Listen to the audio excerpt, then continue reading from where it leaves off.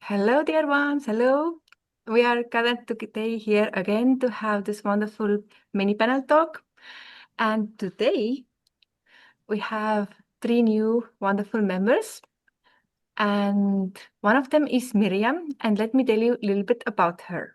So, by day, Miriam Martinez works at the intersection of science and substance as a dietitian specializing in a food safety analysis. She ensures our plates are safe, but her true passion lies in analyzing the unity of the cosmos. Applying that same rigor to the esoteric path, Miriam joined the Spanish Theosophical Society in 2016. She is the dedicated linguistic bridge builder for the TS, collaborating to translate the Theosophist and other essential documents into Spanish. A work she deeply believes uplifts the soul and helps us realize the unity of all life. When she steps away from her food, safety reports Miriam channels her energy into vibrant artistic life. She is a wonderful poetess, mainly writing on spiritual themes and perspectives of love. And she's a gifted nature photographer, always capturing the quiet beauty of the interconnectedness world that she studies. She is known for her infectious energy, a person whose smile truly brightens up the whole room. And for those curious about her inner journey, her sacred name is Princess Bella. Here you go, there. The floor is all yours. Thank you so much, Marika, for such wonderful introduction. I didn't expect that. I think you are too kind, really too kind. Well, I haven't prepared anything for these 10 minutes because I rather prefer it to be, as it comes.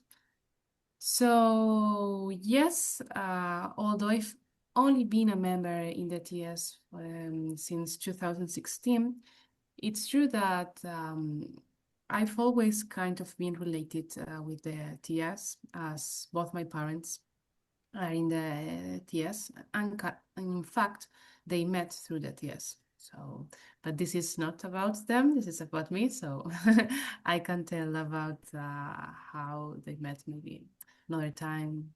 Okay.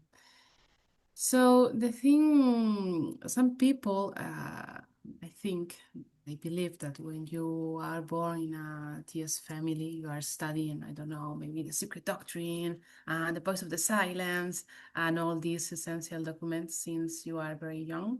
But this was not my case. Of course, all these books were there, but I didn't have such an interest for the books until I think I was 12, 14, 15.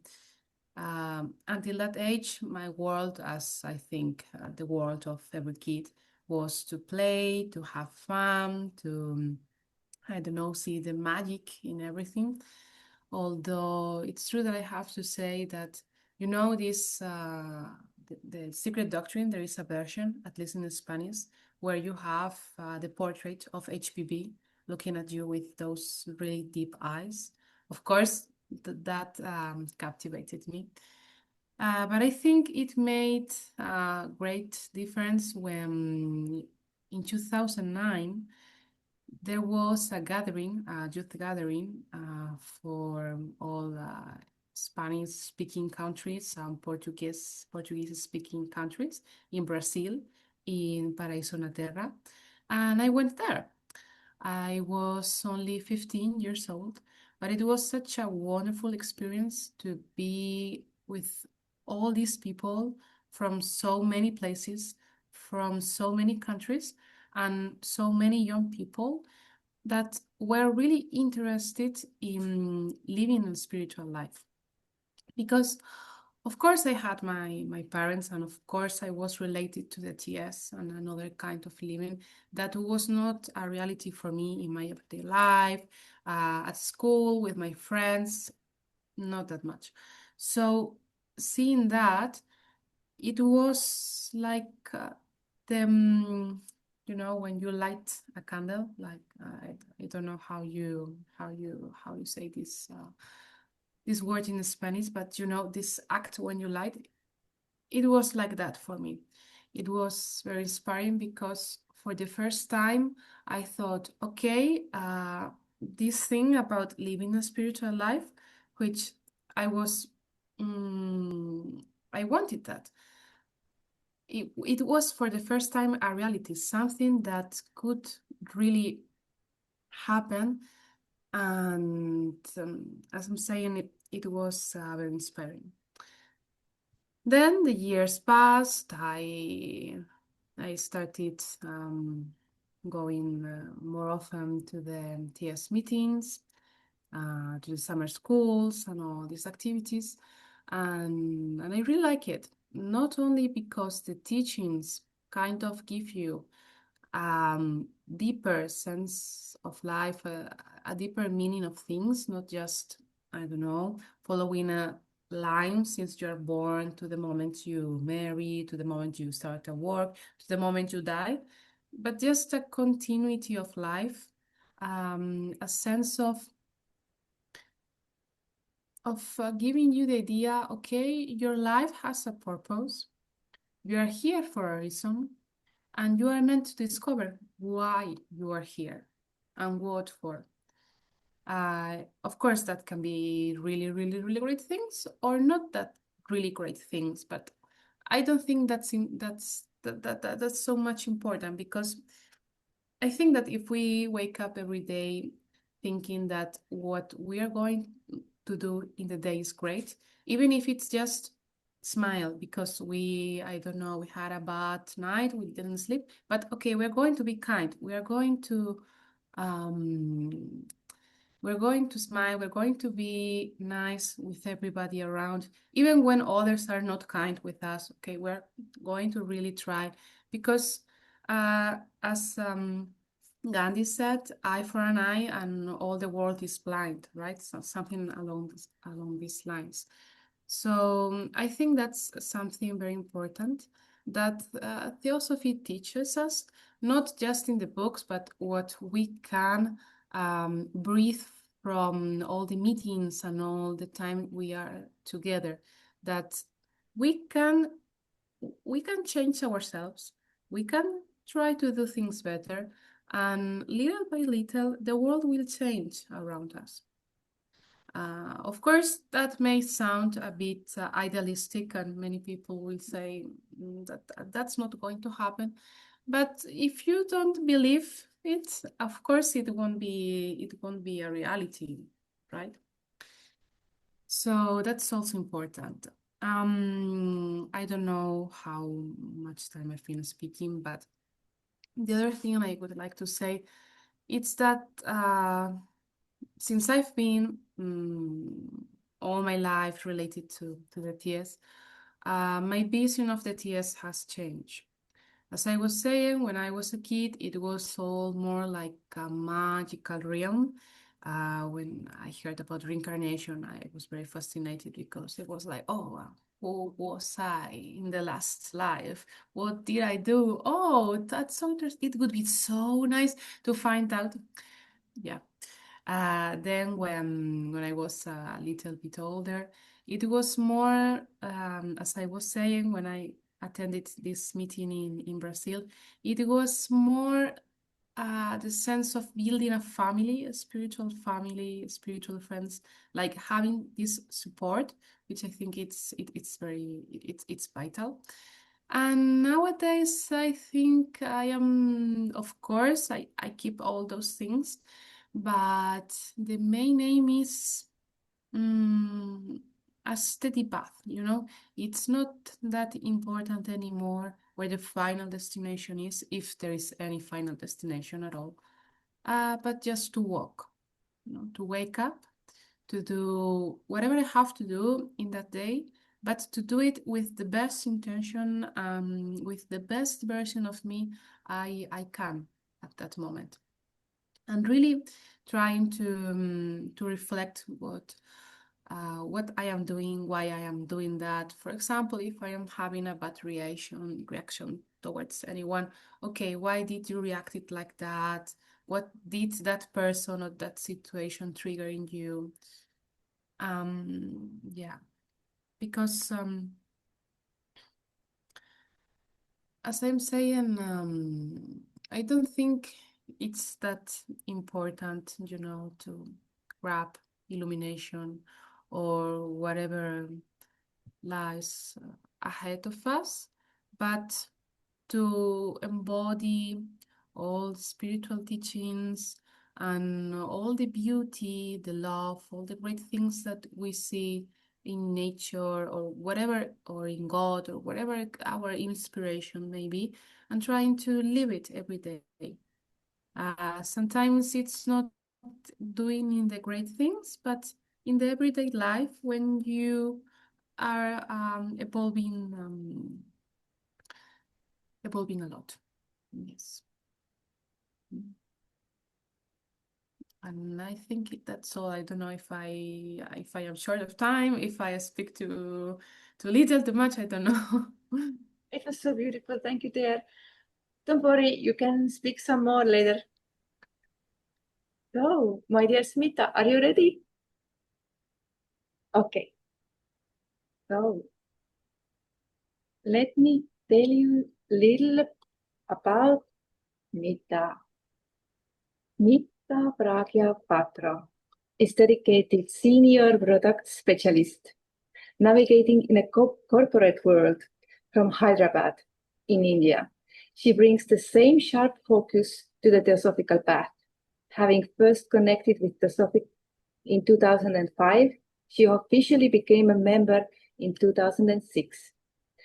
Smita Pragya is a powerhouse of activity of the younger generation Theosophist. She is a dedicated leader who organizes gatherings to ensure the young Theosophists across India can connect, learn, and grow together. She also directs the publication of the vital young Theosophist magazine, Turiya. Beyond her commitments in product development and spiritual service, Smita Pragya is a creative force of nature. She is an accomplished poet with several published collections and a thoughtful book of rules of spiritual life. When she's not writing, she finds expression through her hands. She's a talented photographer, a skilled Rangoli artist, and a highly sought-after Mehndi artist. She's a proof that you can be both the corporate leader and a true Renaissance woman. For those in the know, you might recognize her by her pseudonym, Princess Yasmin. Hello, dear. The floor is all yours. I can't say anything, but Berike, really, I have given only 2 sentences as my introduction, and she has given so much. Thank you. So nice of you. And so, good evening, everyone. So let's start with actually about how Theosophy inspired me. In 2005, am I audible? Berike? So in 2005, when I went for to city for higher studies, and that I was staying in a hostel, and there the owner of the hostel is now the vice president of India, his wife. So when I joined, when I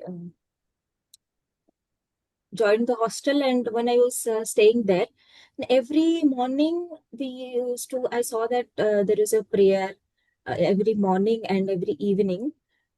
And I was curious that what is happening.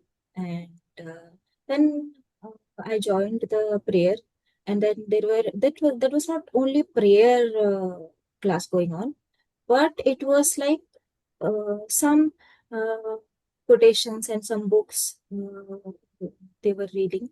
And then the book was Daily Meditation from At the Feet of the Master. And every day there was a different quote.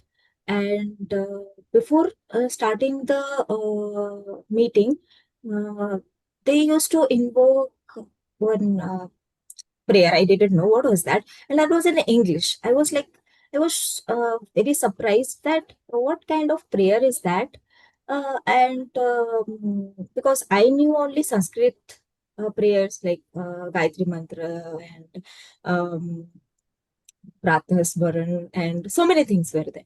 So I was like, what kind of thing is going on here? And then the first sentence of that prayer was like, "Oh, hidden life, vibrant in every atom." And I was like, what they are talking about atom and uh, something kind of science is involved in that. And I was like, I was curious. And then the second line was like, "Oh, hidden light shining in every creature." And I was like, oh, so biology is also there. And I mean, I was so curious. I was very, I mean, young, and I was then slowly, and when I read books and I attended the meetings, and I saw the couple, we call them auntie and uncle. So they were, we, I saw them they how they live their life, and how calm they were, how loving they were, how supportive they were. And then uh, first time in 2006 I visited Adyar.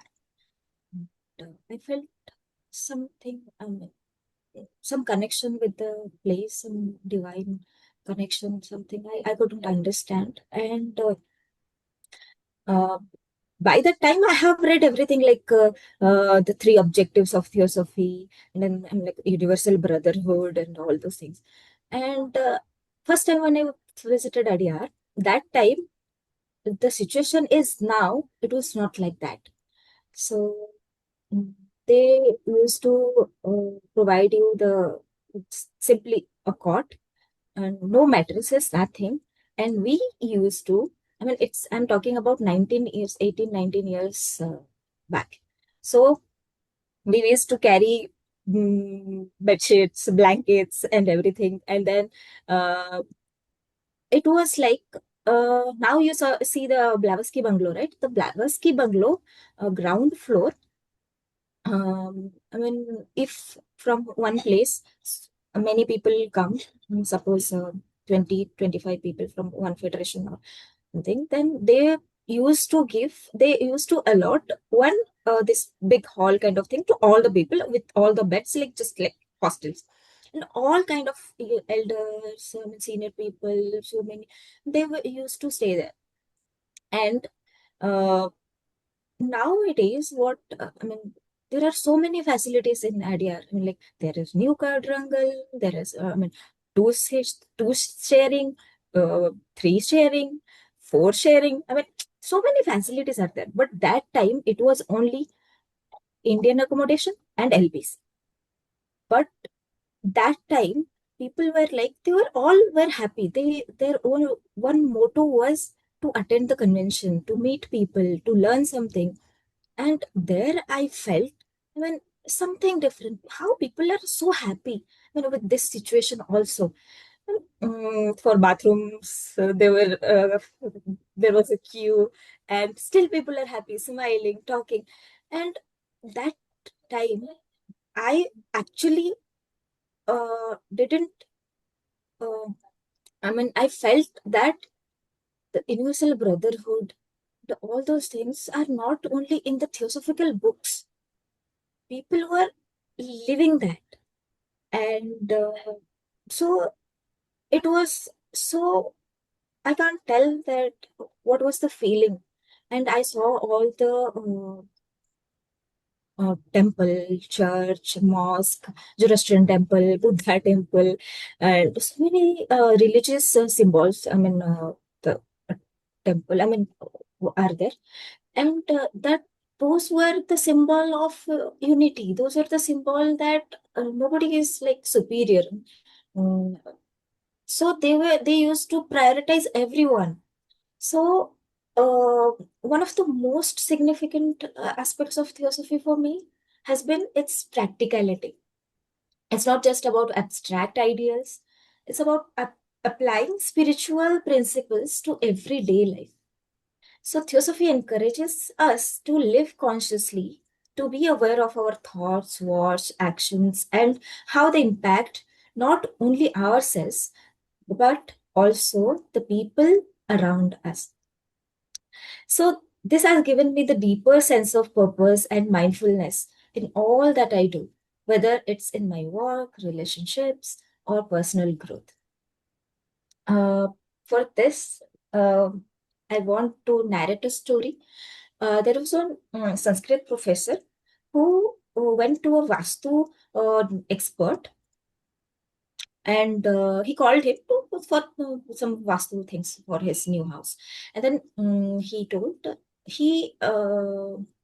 drove him uh, to his house, and while driving to his home, there was a crossroad. So he was driving very, calmly and with normal speed, and then he found a crossroad, and he slowed down there. And the Vastu expert, he asked, "So why did you slow down your car?" Then he told that he didn't say anything, and one child, he just ran from one side of the road to the another, laughing and giggling. And then still he was waiting for some time. Then the Vastu expert asked, then what are you waiting for? Then he told that this is a village and very quiet place. One kid will not play here. There must be 2, 3 kids more. And because of that, I'm waiting, because one kid ran so that 2, 3 kids will also follow him. And immediately after he told that, 2, 3 kids followed him, laughing and giggling, and then they crossed the road. And then he started driving. And then again he drove, and while before reaching to his house, he just switched off the headlights and stopped his car. And then the Vastu expert asked him, why, what are you waiting for? Then he told that there is a mango tree inside my campus, the compound wall. So very often children come and eat mangoes. And because nobody is there at house, so they must be here. If I'll drive the car and they will see me, they will realize that somebody is coming. They will try to escape and they will jump and they will get hurt. So I don't want. So let them be. Let them calmly. Let them enjoy, and then they will go, and then I'll go inside the house. And then immediately, and then the Vastu expert saw that really some kids were there on the tree, and then they slowly, and after taking the mangoes, they just went out. And then he came into his campus, and then he went into the house. And then he told that now you can do whatever you want with the Vastu thing. And then the Vastu expert told, the person who is so aware of his surrounding, who is so loving, who is so practical, he doesn't need any Vastu correction in his house. So that is the thing. People, we say things, we talk some things, but doing things, inculcating these things into our life, we fail in that. So, but Theosophy shows the practical approach towards life, and I liked that. That inspired me. And the 3 objectives of Theosophy, that is to form the nucleus universal brotherhood without distinction of caste, creed, sex, race, color, and whatever. So that thing also, the first objective, it was, I saw in the campus of IDR also, and I saw the people were how they were be they were how they loved each other, how they supported each other. And so the first objective of, the universal brotherhood, that teaches that all beings are interconnected, and not only in the books, but I don't, not, though not in the subtle way, but people live, people regard others, people support each other, people feel that, people smile at each other. I mean, it's very nice. And Theosophy urges us to see beyond superficial differences and understand that we are all part of the same greater whole. It has inspired me to foster more empathy and understanding in my relationship and to approach each person as a fellow soul on the same journey of evolution. The idea of universal brotherhood has made me realize that serving others, whether through small acts of kindness or larger social initiatives, is an essential part of living a fulfilling, and meaningful life. A young boy wanting to meet God packs a bag with snacks and sets out on a journey. In a park, he meets an old lady who was crying, was very upset, and she was weak. And without asking anything, he went and sat besides the lady, and he offers her some food and drink. And then they uh, spent some time, and till the evening they were laughing, enjoying both of their company. And when it gets dark, the boy hugs her and goes home. His mother asks that, did you meet God? Then he told, yes, I met God. But she was a lady, and she was very weak, and she was old, and she was upset. But she was very loving, and we spent a lot of time, and I was very happy. And the same day, the lady went to her house, and then she explained to her son that I met God. Then her son told her son told that, why? I mean, he was asking with shock that, God, you met God? Then she told yes, but he was younger than I expected, and but he was very kind, and we shared snacks and juices, and then he was very helping and supportive also. So I had lunch, with the God today. She told that I had lunch, and meanwhile, I mean, why this I told this story is, see, if this unity of life or universal brotherhood, uh, until and unless it is in the books, it has no value at all. So that is the thing. And the another thing is the third object, no, the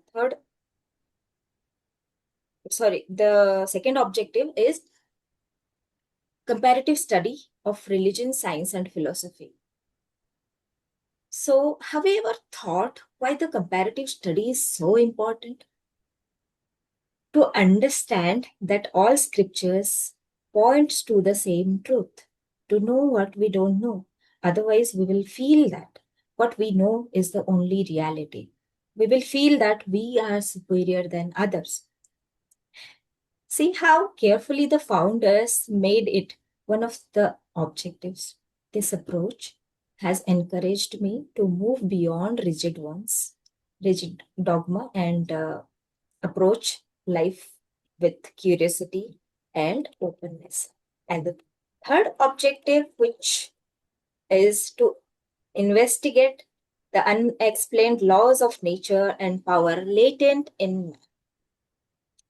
So there are so many laws, which, the laws of nature, like law of evolution, laws of karma, and so, but what power do we have inside? The third objective is like the power latent in man. So we don't, yet we have not realized the power, the energy which is inside us, the divinity inside us. It is told that, I quote, God sleeps in mineral, dreams in vegetables, wakes to consciousness in animals, to self-consciousness in man, and awakens to divine consciousness in the man made perfect. So Theosophy teaches us that there are laws in nature, whether physical, mental, and spiritual, that we must understand in order to live harmoniously. On a personal level, this has also encouraged me to look within, to understand the laws governing my own nature, my thoughts, emotions, actions. By investigating these, I can align myself more fully with the laws of universe, which brings greater peace and balance. Long time ago, in a village in India, there lived a boy uh, who uh, studied a lot of books, wisdom books, and from the great masters, and he came back. One day, he spoke to his father, and his father realized that he studied a lot, but he is developing ego.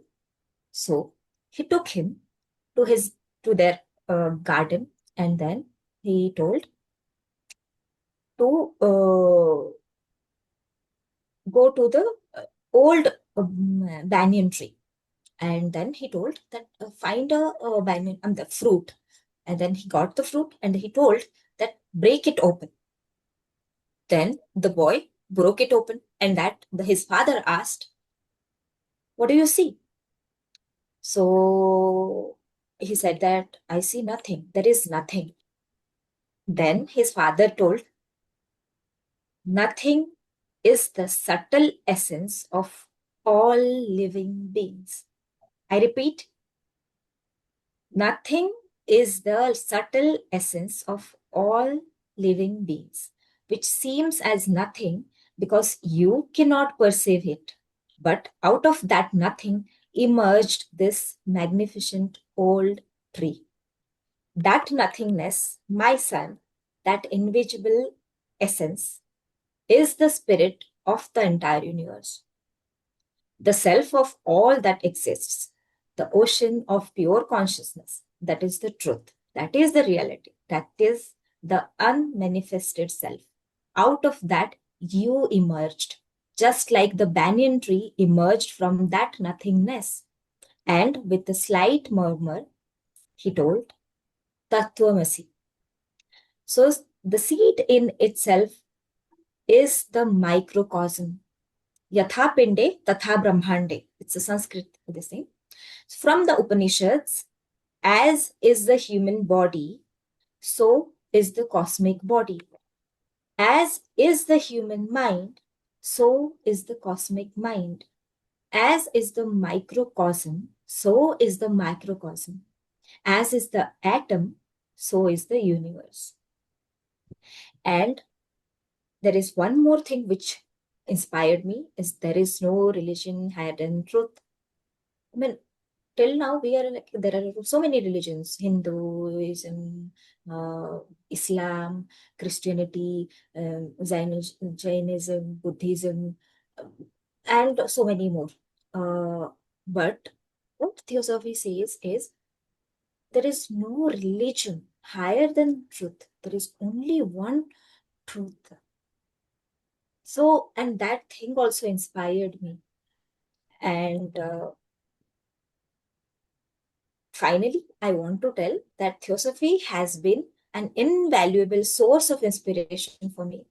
It has provided me with practical tools for daily life, encouraged me to study and appreciate the wisdom of all cultures, and led me to the deeper understanding of the interconnectedness of all beings. And one more thing I wanted to tell, that I have met many people in the Theosophical Society that who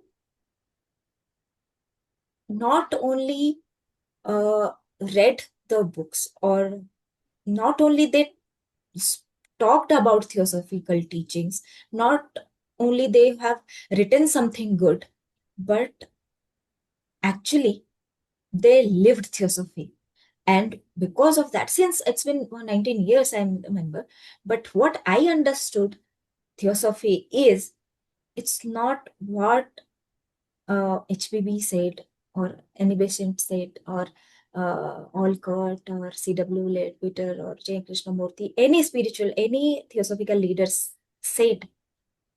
For me, theosophy is how they lived, how they inculcated theosophical teachings in their day-to-day life. And that thing actually inspired me. Thank you so much. I think I took so much of time. Thank you. That was perfect. Thank you, Maria. It was so nice. So now I have a PPT that I read. PPT. Yeah, I sent it to you. Oh, You okay. can present. Okay. So I give you the introduction and then I open the PPT. So this is our lovely Tisha, and let me tell you a few things about her. So Tisha Anand is a native Chennai who graduated Sacred Heart Search Park School. Such a beautiful name. Before completing her degree at IT engineering. She's now navigates the digital world as a busy freelancer.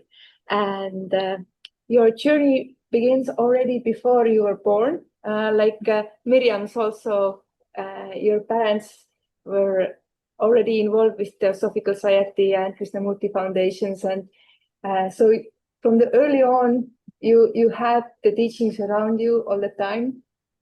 I think such a special place to be born. And your membership started only recently. Yes, but also after an IT background, Tisha lives very vibrant artistic life, like you too. And she's an accomplished guitarist and pianist, and a devoted reader of Victorian literature and poetry, and even writes her own original esoteric poetry, both in French and English, and some of them we have seen our poetry evenings. And she truly proves that the path to wisdom requires both the logical mind and the creative soul. Okay. Yeah. First, I'd like to thank you so much for the very, very sweet introduction. It's been so touching. I always try to combine the logical and artistic side. It was very, very sweet of you to say. Very much. So, first off, yeah, so as yeah. So, as Marika had said, so my parents joined, they joined the KFI Krishnamurti Foundation, and were really into TS as well since 1994. And but I was only born in 2002, so like way later.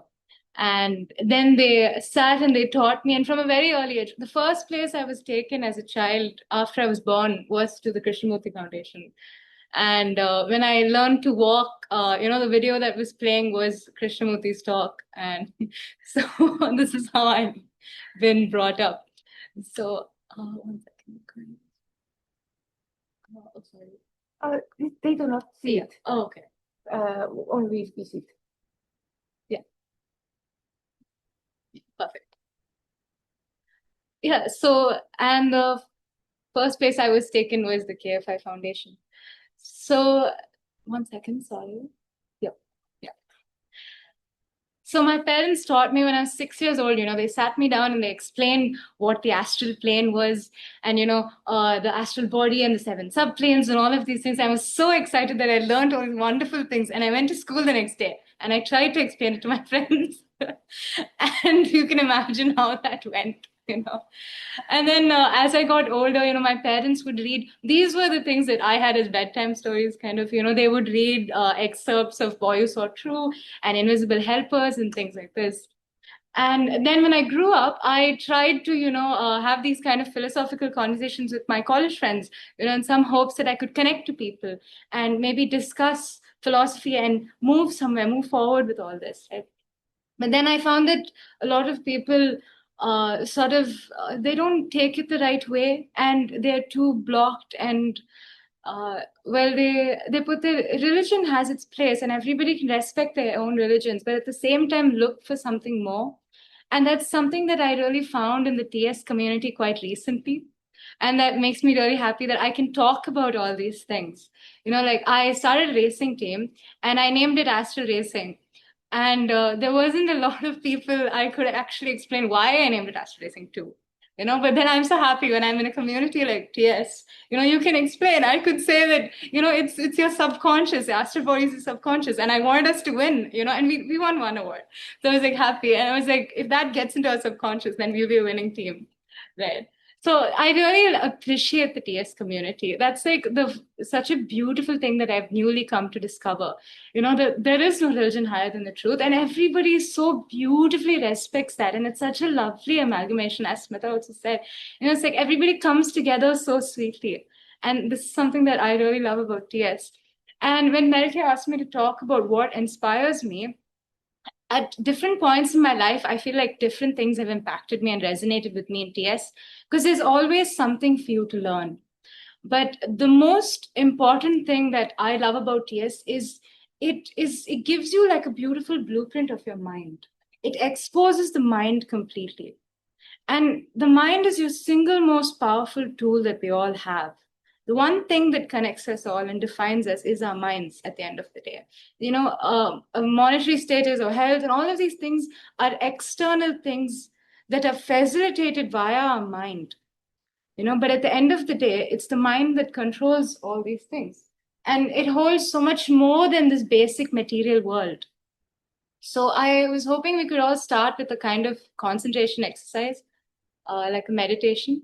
If everybody could close their eyes and visualize a candlelight. So there's often this exercise of Trataka as well, which is often recommended, wherein you place a candle like 1 foot from you and you visualize it, and then you close your eyes and you visualize it in your mind's eye after that. So could we just take a minute to visualize beautiful, burning, warm candlelight, a white, lovely fire that's going to purify all of us.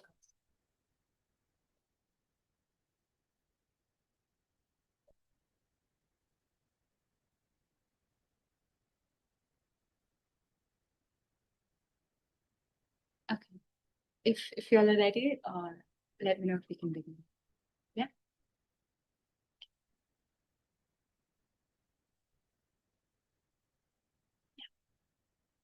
Okay. So now, when we visualize a candlelight, we're looking at it in our mind's eye. So we're using certain chakras to look at it. We're using our third eye chakra, which is highlighted in blue here. It's the second chakra. So you have once seen a candlelight. Your third eye chakra has absorbed that light beautifully. And then it's like a crystal that you can see things through. And the more we hone these crystals, then you can see other things. You can see spirits. You can see further than you pass the room and things like that. So now first, when we have visualize a candlelight, we first have the idea of what a candle is. So first we have the idea. The idea is the causal element. So the cause and the effect, the fundamental idea of what a candle and flame is. So that is the first finer layer. And of course, this causal body of the candle and the causal flame has an etheric double attached to it, which is an energy double attached to it. So it's an idea with energy. Then this idea vibrates lower. This energy becomes more and more hardened, and then we start to get an image of it. You first had a geometric construction of what a candle flame should be, and an idea that, okay, these atoms are vibrating and kinetic and friction, and therefore is combustion. But after that, you start to get an image. And that's when we come down to the mental plane. And that is the image plane. So what my objective here is to break down the mind, because this is what I love about TS the most. It gives you a fundamental structure of what is in your mind. And you can use this and live a really pure and beautiful life and open up and do so much more. So, and this, of course, this might be a refresher to some of you all, but I feel like we cannot miss this. It's just the best part, in my opinion. So you have the idea of the flame. That's number one. Then it comes down and you get the image of the flame. A beautiful fire, a white color fire, right? And after that, it gains more energy and more traction. And then it comes to the astral plane. And that time you have heat. It starts to emanate heat and starts to burn and radiate. And then as it comes further down, you have physical candle. So likewise, now everything around us has a causal element to it, which is an idea, has an image element to it, has an astral element to it, which is like a sensation, a feeling of it. It's viscosity, it's solidness, it's thickness, all of that, it's feeling of it. Even your computer has a feel to it, it has a look. It has a mental element, it has an astral element, and of course it has a physical element. And so do we. So we have a physical body. And then surrounding that, you have the etheric double. The etheric double is the energy body. And you have three fundamental energies. So I've read this from Daskalis. So we read a lot of Theosophy and Krishnamurti as well. And then my parents happened to chance upon these books by this Greek occultist. And he was a Greek healer in like the early 1900s. And his name was Stylianos Atlish, and he is known as Daskalis. So I also collected some of his teachings. And he describes energy in four various forms. So he says, first you have kinetic energy, which is movement, So that is kinetic energy. It's all the movement. When you have energy to run, to move, you're exerting your kinetic energy of your body.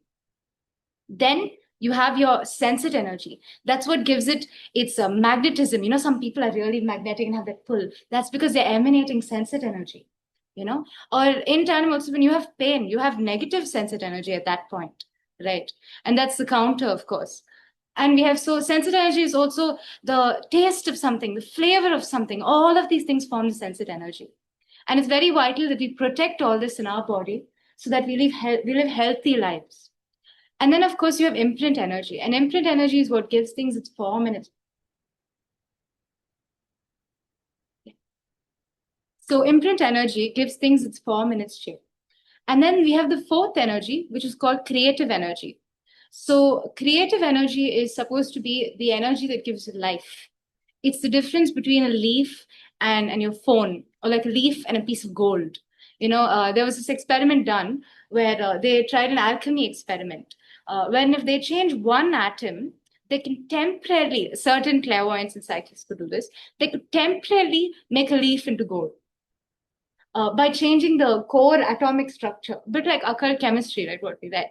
So they changed, but it doesn't last. It goes back to its form because that's the logos and that's the rules of how the world works, right? But they tried these things, and then, but that time it loses its life force. Because if you take a leaf and make it into gold, it loses its life force. So that's another fundamental energy that we possess. So you want to give health to somebody, you want to ensure somebody's healthy, you give them life force, and that's what perpetuates us. So that's that. And then, sorry. Oh, that's it. Yeah. Okay.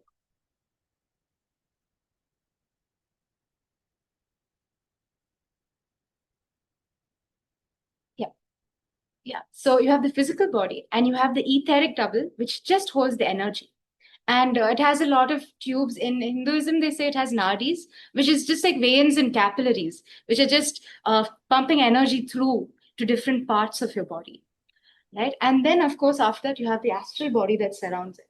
The astral body has all our feelings, our senses. If we hear some beautiful sound that's resonating, as Jeffrey Hodgson said, it resonates as orbs. Every sound you hear is a beautiful, like purple orb or something like that, floating about astrally. And if you can perceive this, it's just the most beautiful thing. And I think they're the most inspirational things. I'm sorry to interrupt you. I don't know if it's only me. I think it's Smita too, but the slides are not moving, We are seeing only the first Subtle bodies. Do you see? No, we are only seeing the title. We're Okay, not seeing anything else. stop sharing and share it again. Thank you for the link. Yes. I didn't realize until Smita said it's not. And put here like bodies. If you now move, is this visible? The next slide. Yeah. No, Yeah. we are only seeing the title. But Theosophy-WFYT Sanans. That's No. Okay. So let me think. Maybe we can share the screen or. Ah, yes. Good idea. Share screen. Yeah, that's a good idea. Right. Is this visible? yes, now it is. Yes. So this sort of reminded me of how I felt in school, you know. Everybody else is running around. I just was sitting aside. And then of course there's PS. And then the meditation. And we are here. Yeah. So this is what I was trying to explain. So you have the subtle bodies and you have the various chakras here. And you have the physical body in white and the astral body in pink, and then your mental body in purple. So your astral body is the body that has all your emotions, all your feelings, and all your senses. When you listen to music, all these things are, if you're really passionate, you guys are passionate about poetry, these are all things that exist in your astral body. And when you listen to all this, you're vibrating your astral body to beautiful planes. Right? And then after that, we have our mental body. Now, a mental body contains all your images. Now, when you practice the visualization exercise, like visualizing a candle, you're employing your mental body there. Your mental body connects to your third eye chakra, which then connects to your etheric brain and then your physical brain. And then you're able to see an image in your mind. And then, of course, we also have the causal body. The causal body also has the blueprints of like your human body, your organs, your functions, all of these things. The fundamental ideas of and essence of everything is stored in your causal body. So these are the four bodies. And yes. And then you have thought forms. So now within, especially the astral body, it being our subconscious and all that, we have this thing called thought forms, which are thoughts and ideas that gained intensity. They gained a lot of energy and they gained a lot of feeling. And then they got dragged down into your astral body. So, of course, Annie Besant has written a book on thought forms, and this is where I took it from. If anybody wants to refer, it's a beautiful book, and I will show you more slides about it. So that's thought forms.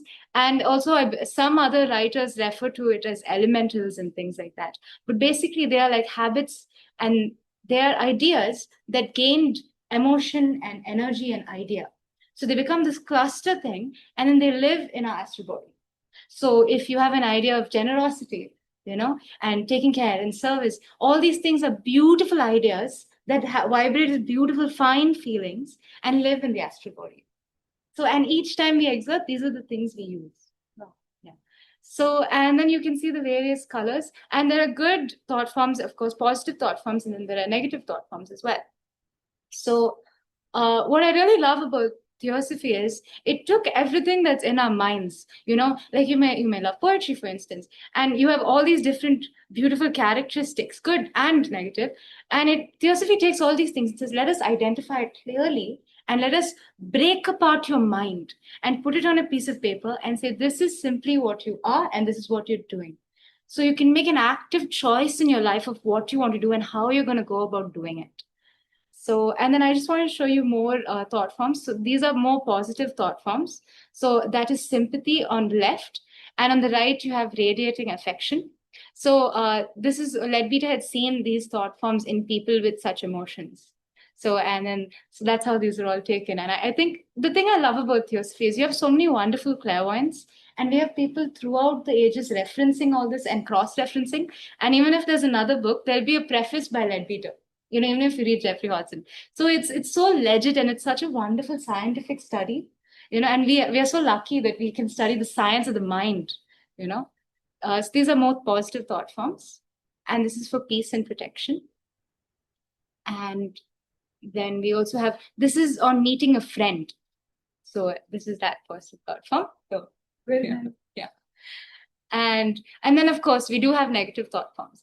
So until this, Theosophy had taught me very clearly that these are the bodies that I have. I have an etheric double, which has energy that I have to take care of.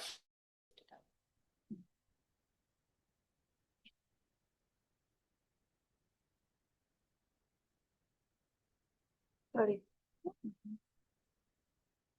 You can see everything? Yeah, got it. Yes, that's it. So, and then we have positive thought forms, right? And so Theosophy beautifully taught us to categorize all these different things. Now, there also does exist the other thought forms that we picked up, which we did not necessarily like. But then when you go through harsh reality in life, you tend to pick up other things. So this is some of the representations of negative thought forms. So you have anger and jealousy on the left, and there's fright on the right. I'll just give you guys a second to look at it. And then we have selfish greed. Here we have greed. So these are different thought forms that exist in our astral bodies. So, and we have to really discern and pick and choose to the best of our ability to maintain good thought forms, right? So that we utilize our energy in a beautiful, divine manner. But then it isn't always as easy to remove negative thought forms. If you go through a harsh reality and you go through something that's really difficult, how are you going to pull yourself out of it? And that is where I feel like K has really helped. Because, you know, as I was a child, I really got inspired by the astral body, all these things, this whole classification. I love science. And this is like a meta science and the most beautiful classification. But what happens when you grow up and you face other realities? How will you contend with those? And that is where then I got reintroduced to K. So as I was growing up, I became 15, 16, and then I was going through a lot. And then my dad faithfully made me watch K's videos and read K to me and interpret it and wrote. He's sitting right there. So, you know, this is what my father did to me. Thankfully, I'm so grateful. So, yeah. Oh, and then there's the case process. So what case process says is it's a beautiful method of looking at these elementals, looking at these negative thought forms. Most of us just deny them or try and cultivate the opposite. But if somebody has hate and they try and cultivate love from that hate, that's not real love. That's just from your roots, as Kay says, are very much in that hate. And that's not, therefore, love is not really the opposite of hate. They're two separate things entirely. Because from hate, love cannot be born. What we have to do is we have to look at the hate for what it is. And then it'll drop. But to do this, a lot of us, when we look at it, we get sucked into it and we start going through it and then reliving the emotion and then we just lose energy because we are also a thinker. We are also a self. So we'll end up draining energy. So here's the process. So what the process says is what I have understood from it and tried to practice myself was first to pull myself out of it as if I'm a third person. Because, you know, I've realized we can handle other people's situations really well. Have you ever had a friend? This is how I first came to this. It's quite silly, but it's helpful. So when my friend was talking to me and she had some problems, and then I was like, I'm looking at this as an outsider, but I'm able to help you out through it because I'm looking at you as an outsider. If I'm in it, I would be absorbed with the emotions and overcome with the emotion. I won't be able to deal with it as well. So when we go through a harsh reality, we must remove ourselves for just at least a moment or two and make ourselves an external observer, a third person, looking at this interaction of what this negative thing is doing to us and how we're reacting. And just observe. Don't comment on it. Don't say this is bad or we should not do this. That's all judgment. And that's the commentator. Then you're back looking at it from the inside. You're back to the self. You're not that discerner who's watching from the outside. We want to be a watcher. If you watch, Kay always says this, you know, if you watch your mind adequately, you'll come to something, it'll let go. Because at the end of the day, we are only holding these negative things, whether we'd like to admit it or not. So if we try and play this tussle of, no, I won't, oh, yes, I will, that's not going to get, it only strengthens by feeding energy back into it. Whereas if we take ourselves out and just look at it, it will reduce. And then when we further look at it, it'll drop. Without any judgment, though. Just look at what it is. What is it? We find out what it is. And as cases, even things like fear is a jewel. And even anger, it'll flower and then wither away. So this is what I learned, and this is the things that I absolutely love and treasure about Theosophy.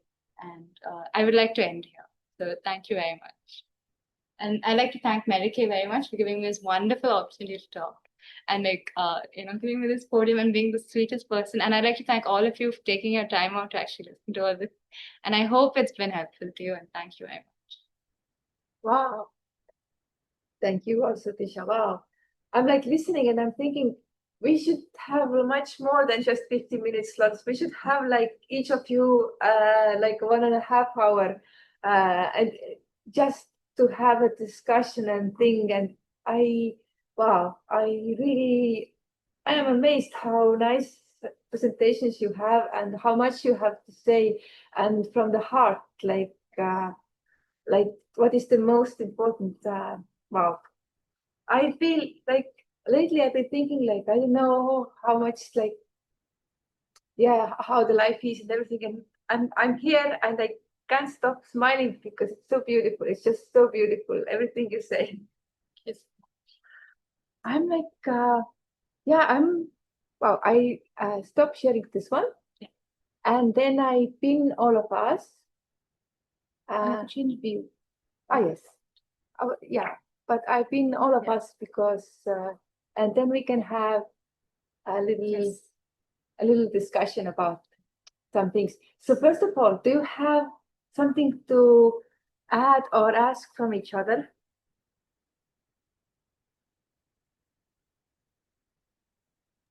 No, actually, I wanted to tell one thing about Tisha.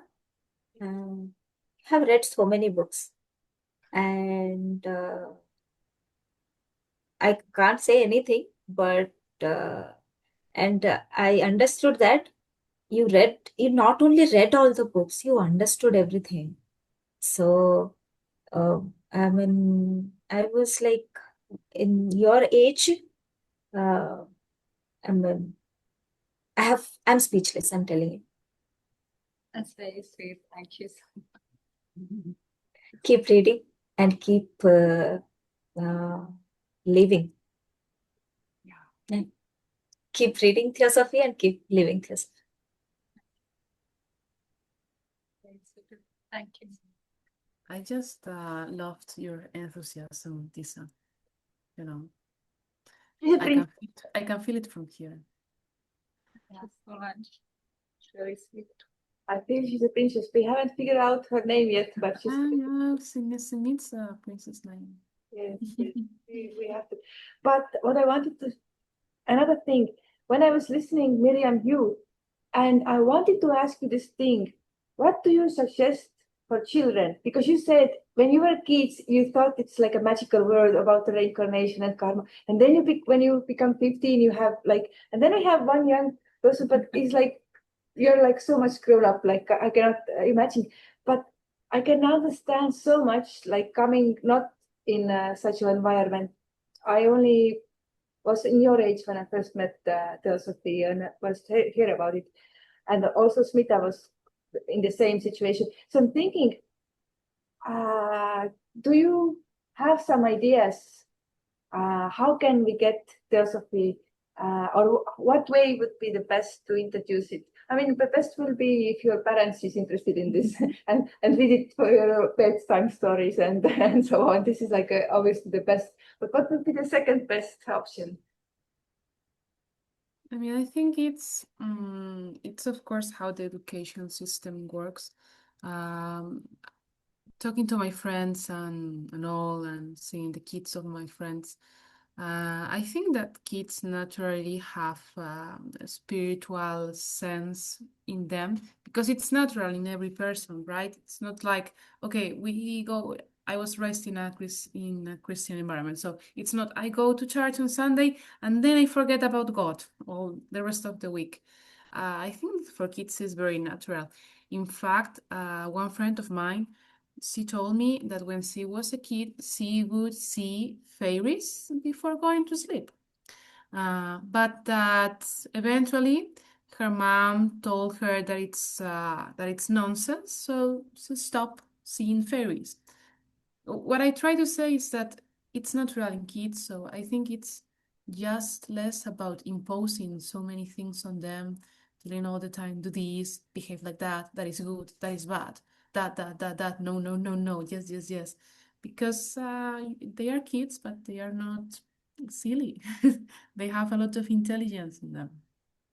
Of course, I am not a mother, so I can understand that sometimes you have to tell your kid, okay, behave, don't be bad.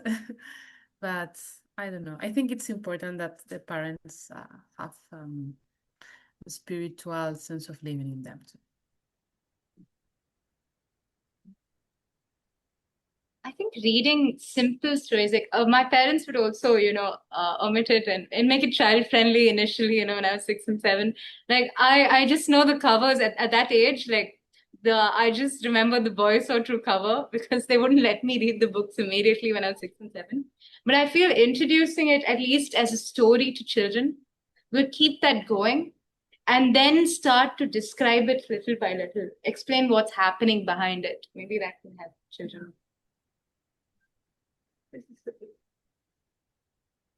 Smita, do you have any suggestion for the children? Actually, the generation, I mean, our generation was different. And now the children are actually very intelligent. So I don't think I have anything to suggest them. I think they will suggest us things. Yes, that's Yeah, true. they are so intelligent nowadays. And, 6th root race children, they are started taking birth, I think. So they are so intelligent. We can't. We can't suggest. I can't suggest because see, after listening to Tisha, it was all those books. I mean, okay, I also read all those books before, but I didn't understand all those books. When I was 19, 20, when I read all the books, I mean, even Secret Doctrine, and but it was. But now I think I didn't understand them completely. Uh, when, see, I read At the Foot of the Master when I was 16 or 17. And I was thinking that I used to think I read the complete book of At the Foot of the Master and I understood everything. And then after 1 or 2 years, when I read the same book, then my understanding was something different. And when again I started reading the book, and then the understanding was something else. So I can't tell that I have read everything because the understanding, because we all are evolving, right? So as we said that there is evolution process and we all are evolving. So as our body is evolving, physical body, our emotions, our intelligence, and everything evolves. So, and now the kids, they are evolved, and where we are now, maybe they are there now, the children. So, but keep it up. But I will repeat this thing: read and live. Okay. Don't. I mean, if you remember things, that is only knowledge. That will be only head learning. Heart learning will be there when you will understand and realize and start to inculcate things in your day-to-day life. So I tell everyone that Theosophy is not what At the Foot of the Master says, or Light on the Path says, or any of the scriptures says. Theosophy is how people lived or how people live Theosophy. That is Theosophy. So, but I'm speechless. I'm telling you, Tisha, keep it up. All the best and congratulations. Thank you so much. It's very sweet of you to say. Thank you. So lovely. I have actually one question.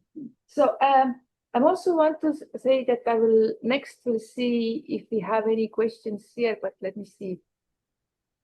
Oh, Miriam said that Tisha is princess name, yes, and yes. That is true. That is definitely true. I wanted to say that next I will ask if we have some questions from the audience, but before that, if there would be a person who doesn't know anything about Theosophy and is new, what would be the first book or the first ones that you would suggest them to get interest and also What is their age group? age group? Maybe it depends on the person, but I feel like Jeffrey Hodgson was a starting point that I really I subscribe to. I think like Kingdom of the Fairies or Fairies at Work and Play, because that's a nice introduction to make people interested. Because if you start off with subtle bodies and things, it depends on the aptitude of the person. Or maybe if they're really musically oriented, music forms and things. Wow, yes. Miriam, which book would you recommend to somebody who's totally new to Theosophy but are like interested? I would say Light on the Path by Marvel Collins. Definitely. Okay. It's a great book. It's not a long one. In these short lines, she's teaching so much. So yes, that book. Smita? I would always suggest I Promise. And that book is a very, very good book. I mean, like the four things it says that those are actually commendable. Bright looks, brave words, joyous thoughts, and knightly deeds. Those are the things which we all need in our day-to-day life. Bright looks, no matter what. And nowadays, which we are like, we get upset, we get frustrated. I mean, if the things doesn't go according to us, then we become frustrated, we get angry. It's so many different kind of emotions, negative emotions come up. And but bright looks is no matter what, you have to be. I mean, your looks should be bright. You should smile all the time. Brave words. Brave words doesn't mean that you hurt someone, you bully someone. Brave words are you should talk truth, and that also kind and helpful. As at the foot of the master says, your words should be true, kind, and helpful. And joyous thoughts always be, I mean, think positive, be positive. Thoughts should be always positive. And the last one is knightly deeds. To protect people who cannot protect themselves, or to support someone, to be the support system of someone. Knightly deeds. Why it has become knightly deeds? Like when King Arthur was there, he started it. I mean, people were there, some knights were there, they were protecting people. So he started the knights. And then the knightly deeds. When you act bravely, when you uh, uh, kindness is also knightly deed. So your action, which will help people, which will support people, which those are all knightly deeds. So I love that book. I mean, whoever asks me for any book you will suggest, I always tell that I promise. So lovely. I was hearing nightly deeds and I was like, what will you do in the nighttime? Like, what deeds? Like, are you going to astral and help around? I was like, I was thinking in my mind, but when you start describing the King Arthur, I'm like, oh yeah, nightly deeds. Yes, yes. Yes, that makes so much sense. But I was thinking that, addition to everything we do the daytime, the nightly deeds are important that we are doing in the nighttime. But I guess if our daytime is filled with nightly deeds, then our night deeds are also night deeds. Anyway, What about you? Which book would you recommend? I have so many people recommend At the Feet of the Master because I know a lot of people are not reading much And some people are they're not just ready. And this is something you can pocket if you don't have a bag, or you can have it in a bag. And for many years, I have it with me all the time. And whenever I go, I just read a page or a passage or something. And I don't know, this is like the thoughts that are in, like, be good. It doesn't matter what others are doing. If others are thinking like this is important, but it actually not, it doesn't, even if 1,000 people think that, it doesn't matter if it's not true. Or like it says like things like do something like a master will anyway come any minute to see it, like do everything like that. Or like if you really imagine what master would say if they in this situation, and if you do not have, like, imagine how it would be. And this is really works. Like there's small things that could fit for any person. But I also love very much what you say. If it, and I agree, it depends on who is, if it's a person who I don't know, if it's a, like, let's say elderly person, or I don't know anything about, then I would recommend this, or I would give them. But if it's somebody who I can see they have a little bit fairy in them, or a little bit nature love, I would definitely suggest this one also. But now I want to reread the Light on the Path. I recently read, but now I want to read I Promise again. I read it 1 year ago when I came here first, and now I want to read about the night deeds again. Night. Yes, before night, yes. Like today is like such a positive and nice aspect. Like Miriam started telling like how little bit by little bit the world is changing. But if you don't believe it, it will not. But you have to believe, and you have to do it, and it is important.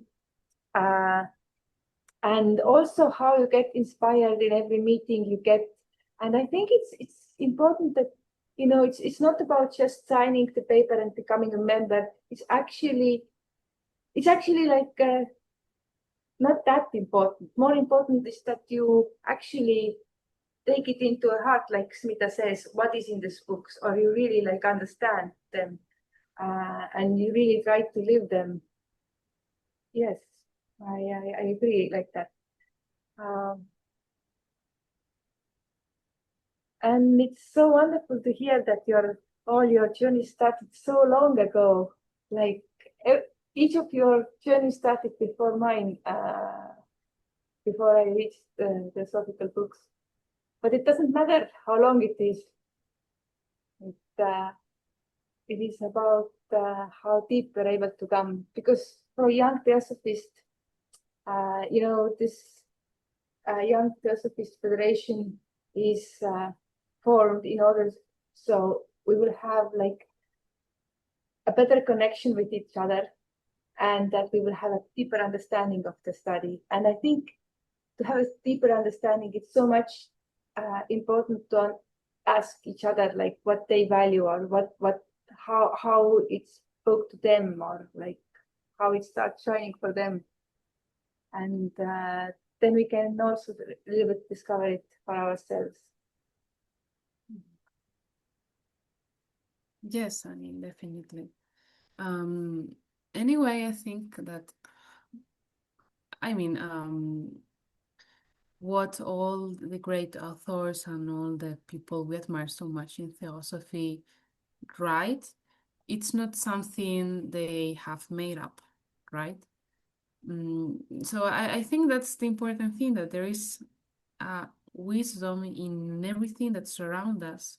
And when you are in tune with that, when your bodies are pure enough, when your intentions are pure enough, you can kind of perceive that inner wisdom, and you can translate it into paper.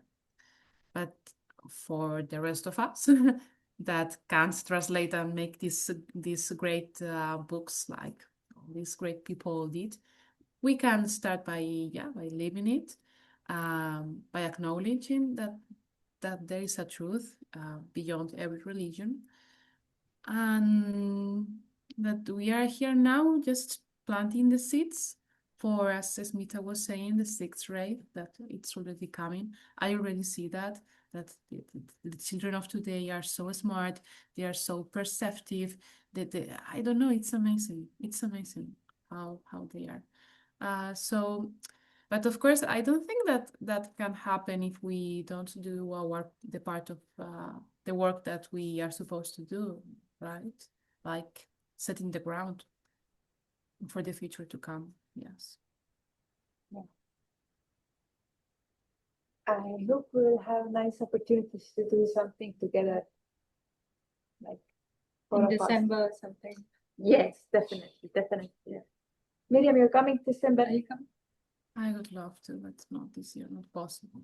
Work, holidays are not anymore.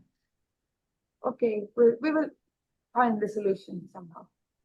Yeah, just pray so I can shift to another job. Maybe that happens. Oh yes, maybe that happens. Because miracles happen sometimes. Yeah. Smita, we are counting you. We're counting that we're meeting you.